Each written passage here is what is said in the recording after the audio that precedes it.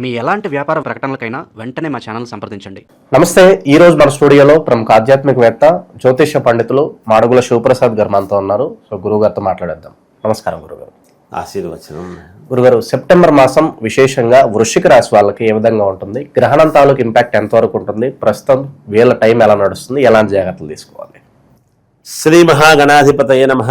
ఐం మహాసరస్వత్యే నమః. శ్రీ లలితాంబికాదేవియే నమః. వృశ్చిక రాశి వారికి ఈ సెప్టెంబర్ మాసము మిశ్రమ ఫలితాలు గోచరిస్తూ ఉన్నాయి. అయినప్పటికీ కొన్ని సాధించుకోవటం చేయటం జరుగుతుంది.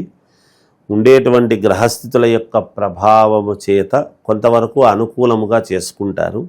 100 రూపాయలు రావాల్సినటువంటి చోట 70 రూపాయలు అలా రావటం, 65-70 రూపాయలు రావటం జరుగుతుంది. కానీ కాస్త కొసరు మాత్రము ఆ కొంచెము వచ్చింటే బాగుండు అనేటువంటి ఆలోచనలు ఉంటాయి. కానీ అదే కొంచెము మిశ్రమ ఫలితాలుగా గోచరిస్తూ ఉండేవి. 4-5 పనులు కావాల్సినటువంటి చోట 3 పనులు కావటం, 2 కాకపోవటము, లేదా సగం వరకు అయి సగం పెండింగ్ పడిపోవటము కానీ ఇలాంటివి జరుగుతాయి. కొంచెము మాట్లాడేటప్పుడు ఆచితూచి జాగ్రత్తగా మాట్లాడటం చేయటం జరగాలి. దూర ప్రయాణాలు అనేటువంటివి ఈ మాసము లేకుండా జాగ్రత్తగా ఉంటే మంచిది. అవసరమైతే ఫోన్ల ద్వారా సమస్యలు తీర్చుకోగలిగినటువంటి దాని వరకు తీర్చుకుంటే వీళ్లకు యోగదాయకముగా ఉంటుంది. శని వక్రదృష్టి అనేటువంటి దాని వల్లను శని స్థానములో అష్టమ మామూలుగా ఈ అర్ధాష్టమములో రాహువు యొక్క ప్రభావము చేతను పైన గ్రహణము యొక్క విధానము ఉండేటువంటి దాని వల్లను కొన్ని ఇబ్బందులు కలిగేటువంటి పరిస్థితులు ఉన్నాయి. కాబట్టి జాగ్రత్త వహిస్తే మంచిది. సంపాదించుకున్నటువంటి ధనాన్ని జాగ్రత్తగా ఖర్చు పెట్టుకోవాలి.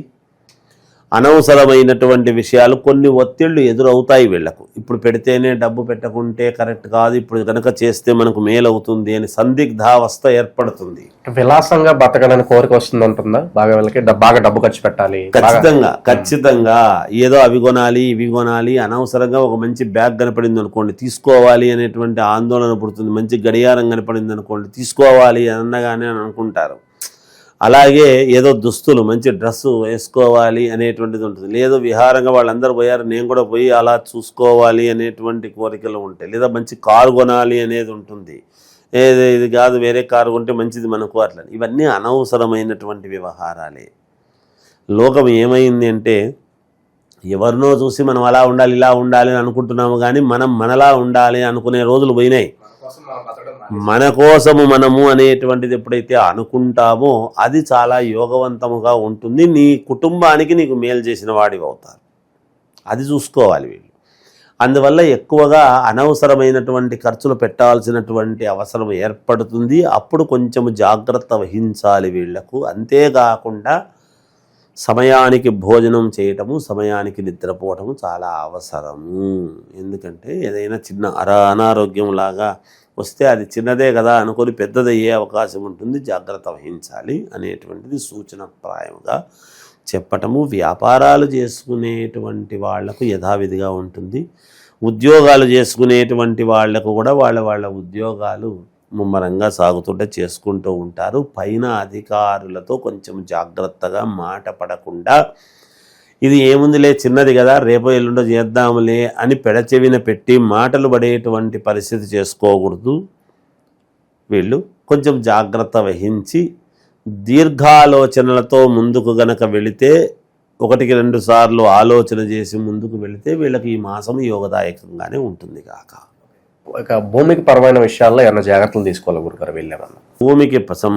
భూమికి సంబంధించినటువంటి విషయాలు కానీ, తర్వాత కేసుల విషయము కానీ, కొంత పోలీసుల వ్యవస్థలో కొంచెము చిన్నపాటి ఇబ్బందులు ఎదుర్కొనేటువంటిది ఉంది. కాబట్టి అందుకే చేసే పని కొంచెము జాగ్రత్తగా చెయ్యాలి. మనం ఏది అనాలోచితముగా చేసి ఇంకొకరికి మనము అవకాశము ఇవ్వటము కరెక్ట్ కాదు అనేటువంటిది దృష్టిలో పెట్టుకొని కనుక ముందుకు వెళితే మేలు జరుగుతుంది. ఆల్రెడీ కేసులు ఉండేటువంటి వాళ్ళు ఉంటారు కదా, కొంత చిన్న ఇబ్బంది అనేది తప్పదు. వాళ్లకు బయటపడతారు, ఇబ్బంది ఉండదు. కొంచెం అది తట్టుకుంటే ఈ మాసం ఖచ్చితంగా మళ్ళీ యోగదాయకముగా ఉంటుంది కాక. ప్రేమలో ఏదన్నా విజయం కనిపిస్తుందా? ఇప్పుడు దీర్ఘకాలికంగా ప్రేమించుకుని పెద్దలు ఒప్పించుకుని పెళ్లి చేసుకోవాలి అని అనుకుంటూ ఉంటారు కదా గురుగారు. వాళ్ళకి ఏదన్నా కాస్త పాజిటివ్ ఏమన్నా? పాజిటివ్ కాదు, వాళ్ళకి కొంచెం సమస్యలు ఎదుర్కొనేటువంటి పరిస్థితే ఉంటుంది ఈ మాసము. అందుకే నేను ఏం చెప్తున్నా అంటే వాళ్ళ యొక్క లగ్నం ఏమిటి అనేది చూసుకుంటే అదే పాజిటివ్గా కూడా మారుతుంది. ఎప్పుడైనా నీచత్వము భంగమై రాజయోగము అంటాం మేము చెప్పడంలో. నీచభంగ రాజయోగం అంటే ఏమిటి? నీచత్వం ఉందనే కదా, అది భంగం అయితేనే కదా రాజయోగం అనేది పట్టింది. ఇప్పుడు మనము దేవుడి పటానికి బురద మనం మట్టి తుడుచుకుంటే కదా దేవుడు మనకు బాగా కనపడతాడు. నువ్వు మట్టి తుడుచుకోకుండా నేను దేవుడి పూజ చేస్తున్నా అంటే ఏ దేవుడు చేస్తున్నావు అని అక్కడ దుమ్ము పట్టిన దేవుడి దుమ్ము మనం ఎందుకు పటాలు తుడుచుకునేది? స్పష్టంగా కనపడాలి. అట్లనే మనం ఏ లగ్నములో పుట్టాము ఏమిటనేది చూసుకునేసి ఏదైనా చిన్న పరిహారాలు ఉంటే చేసుకుంటే అదే నీకు యోగం, ఖచ్చితంగా మేలు జరుగుతుంది. అంతే.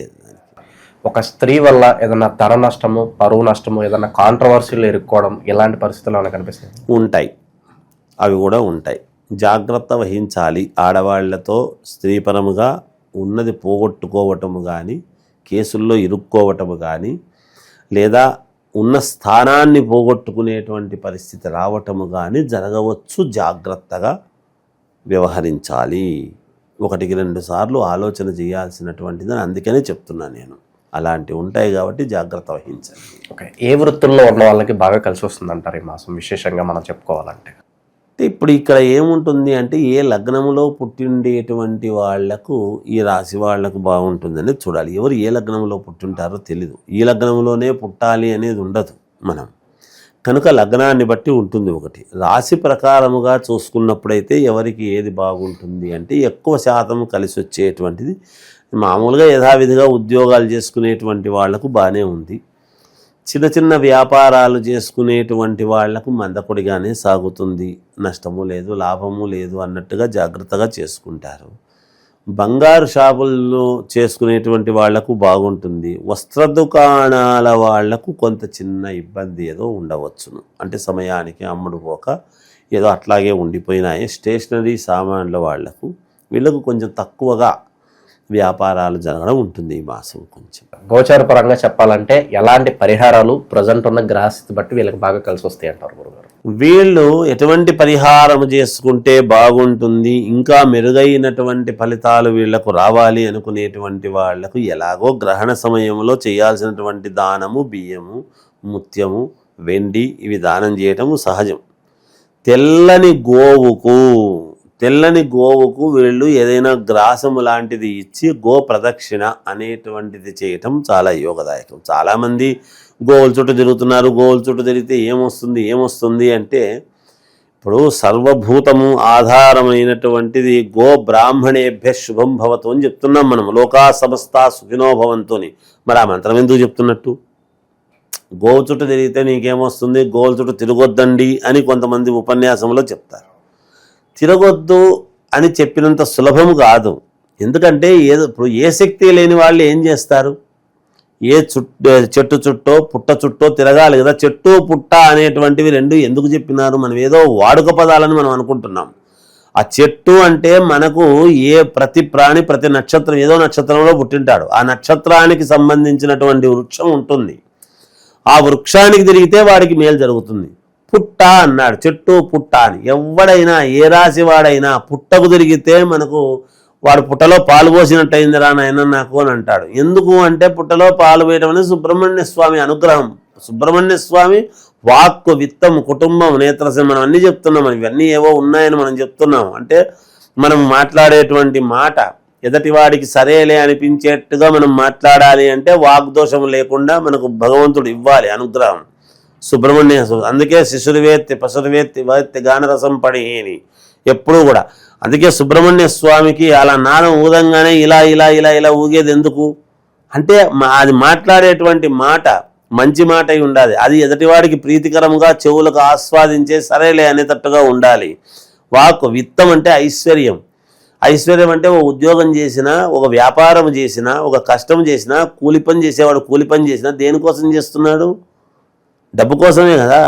ఐశ్వర్యము అంటే ఏమిటి? ధనము, ధాన్యము, బంగారము అన్నీ కలిపితేనే ఐశ్వర్యం. విత్తం అంటే కాబట్టి వాక్ విత్తం.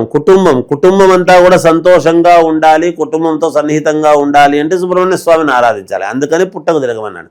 అందుకే చెట్టు పుట్ట అనేటువంటి పదం వచ్చింది.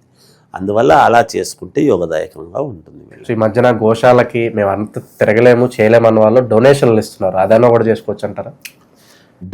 తిరగలేము అని అంటే కాదు, డొనేషన్ ఇచ్చి కుర్చీలో కూర్చొని నా తరపున నువ్వు చేయిపోంటే చేసిన వాడికి పుణ్యం వస్తుంది కానీ వీడికి రాదు. చెయ్యాలి, చేస్తేనే అది నీకు లభ్యం అవుతుంది. నువ్వు తింటే నీ ఆకలి తీరుతుంది కానీ నేను అన్నదానం పెడుతున్నా కదా నువ్వు తింటే నేను తిన్నట్టేలే అంటే వీడికి కడుపు నిండదు. వీడి కనీసం ప్లేట్లో వీడి దగ్గరికి తెచ్చిస్తే స్పూన్తో వీడు తీసుకోవాలన్నా కనీసం 2 గ్లాసులు జ్యూస్ అన్న తాగవాలన్నా వీడికి ప్రాణం నిలబడడానికి. కనుక ఎవరి పాప పుణ్యఫలం వాడు చేసుకుంటే చేతులారా పోయేది. నా తరపున నువ్వు చేయిపో, నువ్వు చెందుపో, నువ్వు తినుపో, నువ్వు తిరుగుపో అంటే ఉపయోగం లేదు. నీకు పోవాలి అన్నప్పుడు నువ్వు తిరగాలి శ్రద్ధగా. రాజు కానీ పేదవాడు కానీ ఎవడైనా ఎవడి కర్మ ఫలితం వాడిదే. తండ్రి పేరుతో బ్యాంకులో ఉంటే కొడుకు పోతే డబ్బు ఇడు, తండ్రి వస్తేనే ఇస్తాడు, అంతే బాధ్యత. రెండో మాటలేదు దానికి. కాబట్టి తెల్లటి గోవుకు తిరగటం అనేటువంటిది చాలా విశేషం. తిరగటం మంచిది, తిరగాలి. ఓకే, సెప్టెంబర్ మాసంలో ఓవరాల్గా వృశ్చిక రాశి వారి పరిస్థితి ఏ విధంగా ఉంటుంది, ఎలాంటి పరిహారాలు చేసుకోవాలి, మీ మాటలు అద్భుతంగా వివరించారు. ధన్యవాదాలు గురుగారు. జయస్.